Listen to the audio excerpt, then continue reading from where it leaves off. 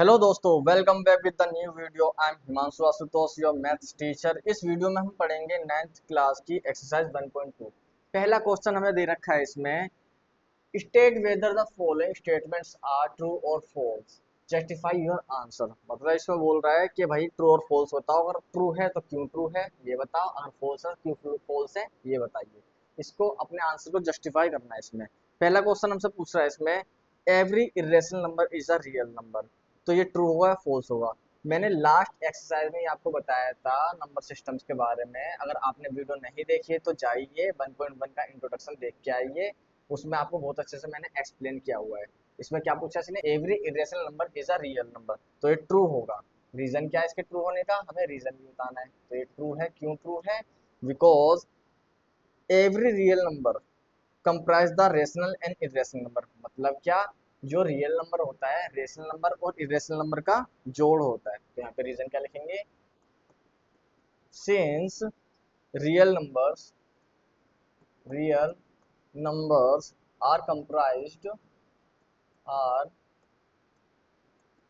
comprised of rational and irrational number, of rational and irrational numbers। दूसरे question में हमसे पूछा इसने, every point on the number line is of the form root m where m is a natural number. तो ये क्या हो जाएगा, ये फॉल्स हो जाएगा। क्यों फॉल्स हो जाएगा? इसके फॉल्स होने का पीछे का रीजन ये है, because since negative numbers can not be expressed as the square of any other number. मतलब नेगेटिव नंबर पर कभी भी रूट नहीं चढ़ता है। यही इसके पीछे का रीजन है, ये फॉल्स हो गया है। तो रीजन लिखेंगे, since negative numbers negative numbers can not be expressed at the square of at the square of any other numbers. Third question हमसे पूछा है इसी में ही, every real number is an irrational number. तो ये भी फॉल्स हो जाएगा। क्यों फॉल्स हो जाएगा? क्योंकि as a real number can be rational as well, कि रियल नंबर रेशनल भी हो सकता है। इसने क्या पूछा है कि रियल नंबर जो है वो इरेशनल ही होगा, जो कि फॉल्स हो जाएगा। ठीक है, तो यही फॉल्स है। इसके पीछे का रीजन हम लिख देते हैं, as a real number as a real number can be rational as well, can be rational as well. Question number 2, are the square root of all positive integers irrational?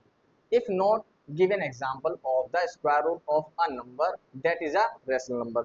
मतलब इसमें ये पूछ रहा है, क्या स्क्वायर रूट जो होगा जितने पॉजिटिव इंटीजर है क्या वो रेशनल होंगे? नहीं, इरेशनल नहीं होंगे। अगर नहीं है तो एग्जांपल दीजिए। जैसे कि मैं बोलता हूँ आपको, क्वेश्चन नंबर 2 में क्या पूछा है इसने, अगर मैं बोल रहा हूँ रूट 4 तो बाहर निकल कितना आ जाएगा, 2 आ जाएगा। अगर रूट 9 होता तो बाहर निकल कितना आता, 3। अगर रूट 16 होता तो बाहर निकल कितना था, 4। तो ये जितने भी नंबर बाहर निकल के आ रहे हैं क्या ये इरेशनल है? नहीं, ये रेशनल भी है। तो हम क्या लिखेंगे यहाँ पे रीजन इसका, therefore the square root of all positive integers, the square root of all positive integers is not irrational, is not irrational as 2, 3 and 4, 2, 3 and 4 are rational also।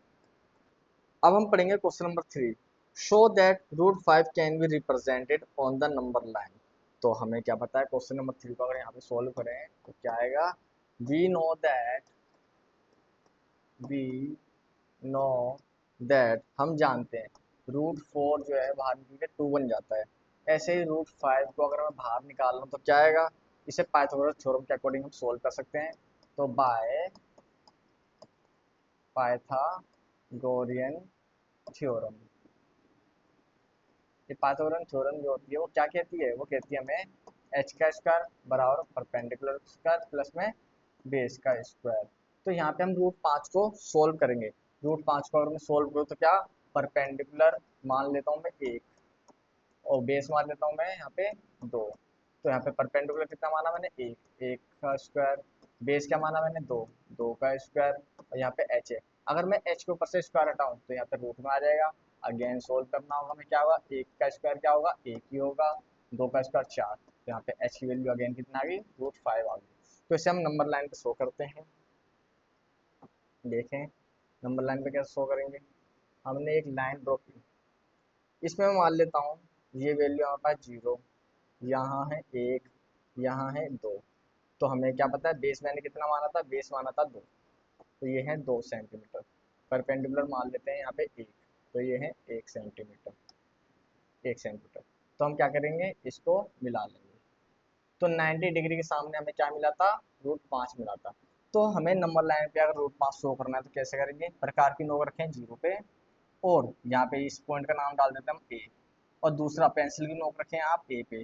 तो यहाँ से एक आर्क मार दीजिए, आर्क जब मारोगे तो नीचे की तरफ जाएगा।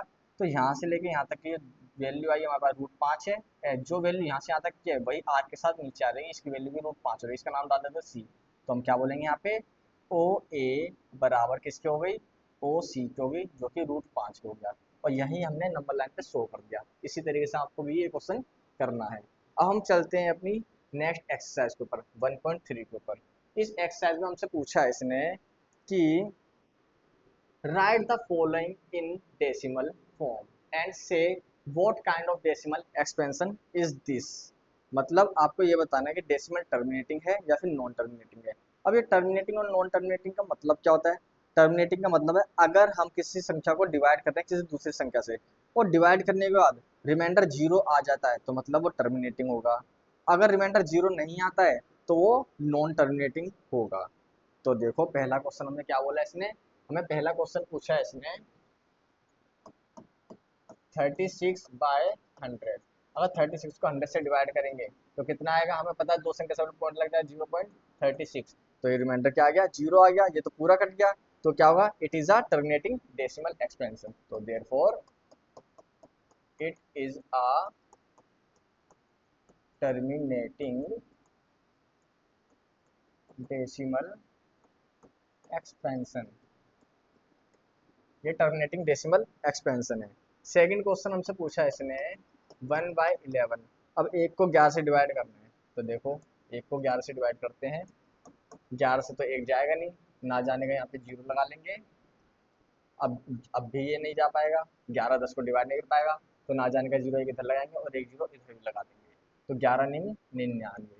जैसे ही 99 कटा तो आंसर क्या मिला, 1 मिल गया। दोबारा से एक आ गया, एक से ही हमने शुरू किया था और एक ही हमारे पास क्या आ गया, आंसर आ गया। मतलब क्या है, जब भी कभी ऐसी संख्या आपको मिले कि हमने जिसको जिस संख्या से डिवाइड किया है और वही वापस रिपीट हो जाए, तो इसका मतलब क्या, वो संख्या रिपीट होती रहेगी इन्फिनिटी टाइम्स तक। तो हमें क्या मिला, 0.9 के ऊपर बार, ये संख्या हमें इन्फिनिटी टाइम्स तक मिलती रहेगी। तो इसका आंसर क्या होगा, इसका आंसर होगा this is non terminating repeating decimal. This is non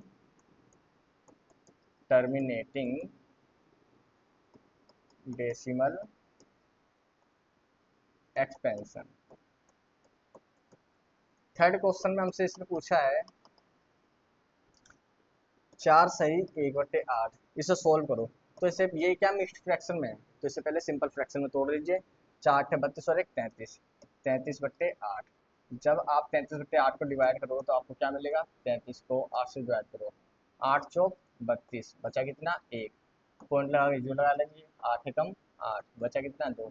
point लगा हुआ जीरो लगा लीजिए, 8 दूनी 16, बचे कितने, 4। पॉइंट लगा हुआ जीरो लगा लीजिए, 8 पंजे 40, रिमाइंडर 0 आ गया। अगर रिमाइंडर 0 आ गया तो क्या बोलेंगे, terminating decimal expansion. Therefore this is terminating decimal expansion. ये टर्मिनेटिंग डेसिमल एक्सपेंशन है हमारा। ऐसे ही बाकी बचे हुए क्वेश्चन आप होमवर्क में लीजिए, क्वेश्चन नंबर 4, 5 और 6। ये हमें कमेंट में बताइए इसके आंसर्स क्या होंगे। अब हम चलते हैं अपने दूसरे क्वेश्चन की ओर। क्वेश्चन नंबर 2, क्वेश्चन नंबर 2 में हमें बोला है इसमें कि यू नो दैट 1/7 कितना आएगा हमारा 0.142857 इसके ऊपर बार। इसका मतलब ये संख्या अनंत टाइम तक रिपीट होगी। कहाँ किसके बाद रिपीट होगी 14287 अगेन 14287 ये चलती रहेगी। क्या आप प्रिडिक्ट कर सकते हैं डेसिमल एक्सपेंशन को 2/3 2/7 3/7 4/7 ऐसे 6/7 तक without actually doing the long division? If so अगर कर सकते तो वही बताएं कैसे करोगे। तो देखो हम इसे कैसे लिख सकते हैं, बहुत ही आसान और प्यारा क्वेश्चन है। इसे करने का बिल्कुल सिंपल तरीका है। हमें वैल्यू क्या दे रखी है 1/7 की वैल्यू दे रखी है कितनी 0.14287 ये हमें गिवन है। और इसे किस में लिखना है हमें अब 2/7 में लिखना है। तो 2/7 को लिखने के लिए हम क्या कर सकते हैं, क्या 2/7 को आप ये नहीं लिख सकते 2 इंटू में 1/7 लिख सकते हैं ना। हाँ हमें 2 की वैल्यू पता ही है, मतलब 1/7 की वैल्यू तो पता है। 1/7 की वैल्यू क्या है 0.14287 है। हमने लेफ्ट साइड में 2 से मल्टीप्लाई कर दिया है, जब तो 2/7 आएगा तो हम राइट साइड में भी 2 से मल्टीप्लाई कर देते हैं। जैसे ही मैं इसको 2 से मल्टीप्लाई करूंगा तो क्या मिलेगा हमें, ये मिलेगा 7 दूनी 14 5 दूनी 10 और 11 7 5 8 2.0 ये क्या मिलेगा हमें, ये संख्या मिल जाएगी और इसके ऊपर क्या लग जाएगा बार लग जाएगा। तो हमें फाइनल आंसर मिला 285714। ऐसे ही हम क्या करेंगे 3/7 को कैसे लिखेंगे 3 इंटू में 1/7 तो यहाँ पे हम 3 से मल्टीप्लाई करनी पड़ेगी किसकी 0.142857 की। तो हमें आंसर क्या मिलेगा इसका, इसका आंसर मिलेगा हमें 0.428571 एंड सो ऑन। 4/7 के अगर लिखना होगा तो कैसे लिखेंगे 4 इंटू में 1/7।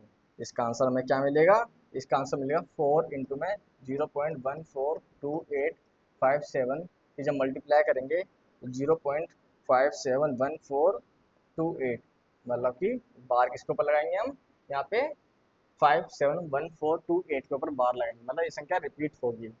ऐसे ही 5/7 लिखेंगे तो कितना आएगा 5 की मल्टीप्लाई करेंगे 1/7 में, तो 5 की मल्टीप्लाई राइट साइड में कर दीजिए 0.142857 की जब 5 में मल्टीप्लाई करें तो क्या मिलेगा हमें फाइनल आंसर 0.714285।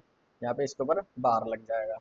लास्ट संख्या में वोलियन है 6/7 भी हमें लिखना है, तो 6 की भी मल्टीप्लाई कर दीजिए 1/7 में तो कितना आएगा 6 इंटू में 0.142857 की मल्टीप्लाई करने पर हमें जो डिजिट मिलेगी वो मिलेगी 0.857142 इसके ऊपर बार लगा देंगे, ये हमारा फाइनल आंसर हो जाएगा। अब हम अपने नेक्स्ट क्वेश्चन की तरफ चलते हैं। क्वेश्चन नंबर 3 में हमसे पूछा है इसने express the following in the form p upon q where p and q are integers and q is not equal to 0। पहले क्वेश्चन में हमसे पूछा है इसने 0.6 के ऊपर बार। तो सबसे पहले इसे सोल्व कर लेना है। लेट करिए x बराबर में 0.6 के ऊपर बार। तो x कितनी संख्या पे बार है, एक संख्या के ऊपर बार है, जिस संख्या पे बार हो उसी को रिपीट कीजिए आप। 0.6 को आप मर्जी हो तो कितनी बार भी लिख सकते हैं, मैं तो कहूँगा कम से कम आप 2 या 3 बार ही लिखियो तो जब भी आपका आंसर करेक्ट आएगा। इसे मान लीजिए इक्वेशन नंबर 1। अब हम करेंगे एक संख्या पे बार है तो हम इक्वेशन 1 में एक बार 10 मतलब कि 10 से मल्टीप्लाई कर देंगे, तो लिखेंगे multiply multiply by 10 in equation 1।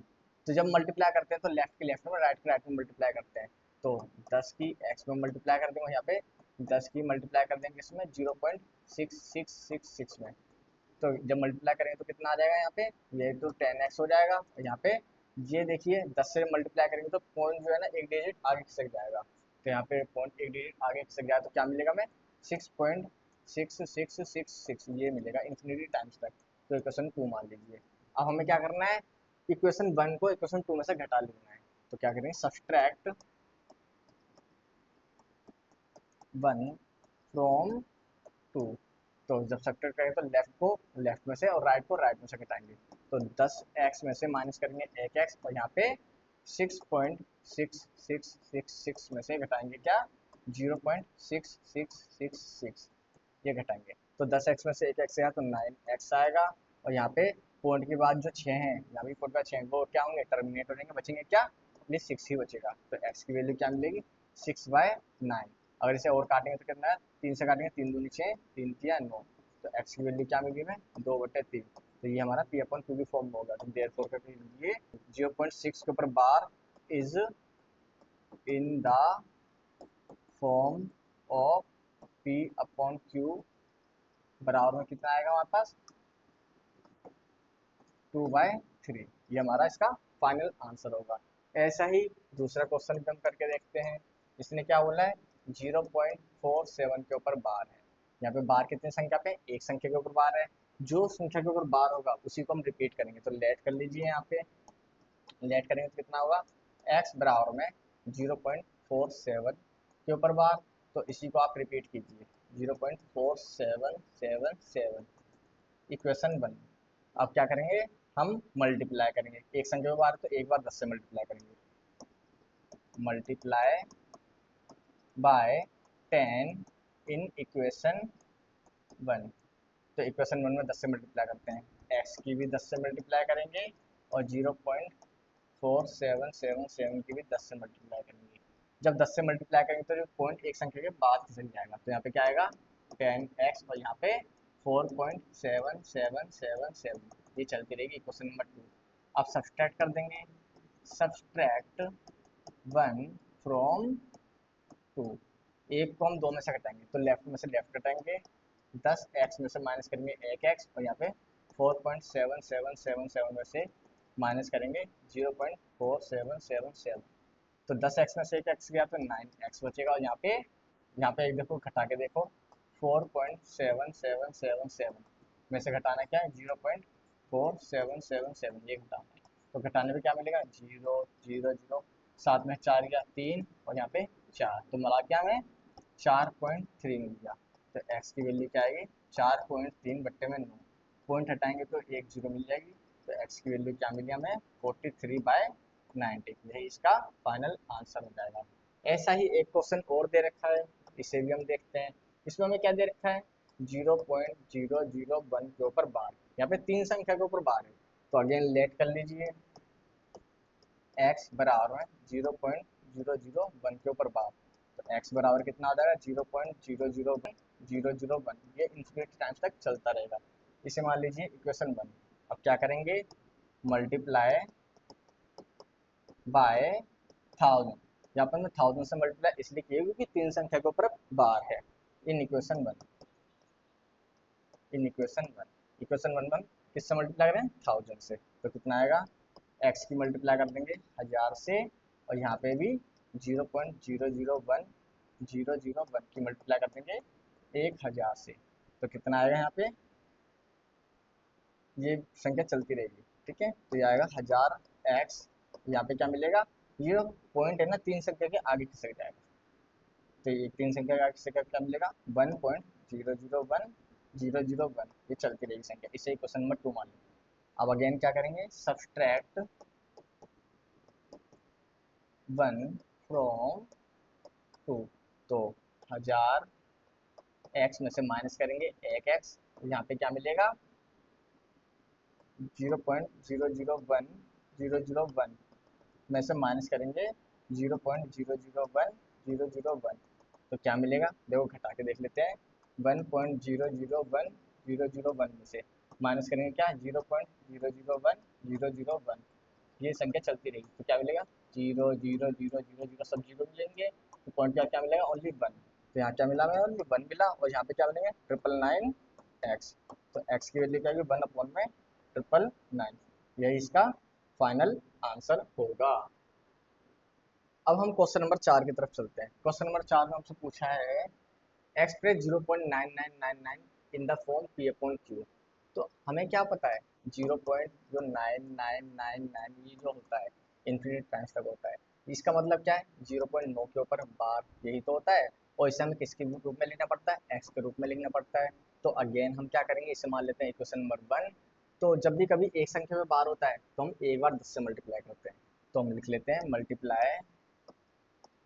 Multiply by 10 in equation 1। तो इक्वेशन 1 की जब मल्टीप्लाई करेंगे तो लेफ्ट की 10 में मल्टीप्लाई करेंगे और राइट की भी 10 में मल्टीप्लाई कर देंगे।